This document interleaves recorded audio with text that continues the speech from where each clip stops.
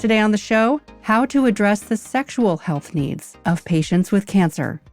Welcome back to Cancer Buzz, the show that delivers a multidisciplinary perspective on improving cancer care delivery. I'm your host, Summer Johnson. Our guest today says discussing sexual health with patients with cancer is critical for their overall well-being and quality of survivorship. Nicole Dreibelbis is a certified registered nurse practitioner specializing in women's health at UPMC in central Pennsylvania. So I've worked in gynecologic oncology for about 8.5 years now. And one of the things that we, as a whole in the oncology community, were lacking was experience in how to manage our patients' sexual side effects. And lots of the things that we do to help treat their cancer or cure their cancer even impact their overall sexual health. And a lot of times patients were feeling like it wasn't something they could bring up.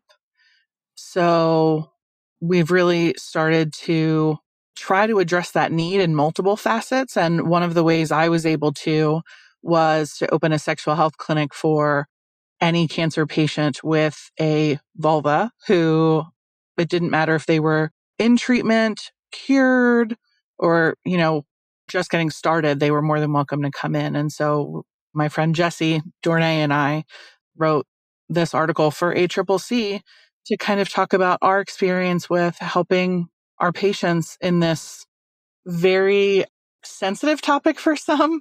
And so we wanted to be able to address something that we were lacking overall. Why is the topic of sexual health so important to cover with patients? So sexual health is a part of everyone's overall well-being, and it just depends on, every individual's personal preferences. But as far as why it's such an important topic, it really does add value to relationships. They've done studies where if a sexual relationship is good between a couple, and of course this was a heterosexual couple because they haven't studied so much of the LGBTQ community yet, but a heterosexual couple who had a good sex life or a fulfilling sex life, that added about 15 to 20% value to their relationship. If they did not have a good sex life, it detracted up to, I think it was 75%. It was something very large. And so sexual health is an important thing. It doesn't matter if you're partnered or singled. There are lots of things that exploring your sexual wellness can help with your overall wellness. So it's important for cancer survivors to not feel like they're alone and to have resources to kind of get them feeling like they were before cancer. What advice would you give to a community cancer center that's interested in opening a sexual health clinic?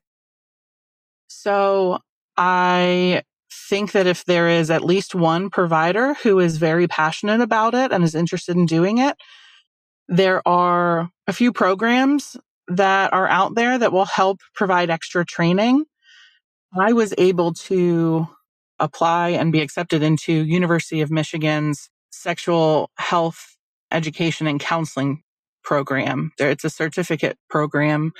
It was really beneficial for me because of the aspect of the job I wanted to do aligned with that program perfectly. So it takes about a year, and it's less than $8,000 for the whole program. So there are a lot of resources out there to help educate yourself to be able to be prepared to provide this service. And honestly, even just attending some national conferences where sexual health is a topic, there are networks where their entire existence is for female cancer survivors and their sexual health. So finding those resources and getting the knowledge, even just attending one course is helpful for your patients, and they'll be grateful. What's the big takeaway from your article? I think the main takeaway of the article is it's an important topic for every single cancer patient. I happen to work with patients with vulvas and vaginas, but it's any cancer patient, sexual health is important. And so I think we need to start addressing that in survivorship and even prior for patients to be able to get the most out of their lives, because that's the whole point of our treatments, is to make sure that we're giving them more life. And so we want that life to be as good as possible. Thank you, Nicole. If you want to learn more about female sexual dysfunction in patients with cancer, read Nicole's article, Addressing the Unmet Need of Sexual Health in Oncology Patients. You can find it in Oncology Issues. Thank you for listening.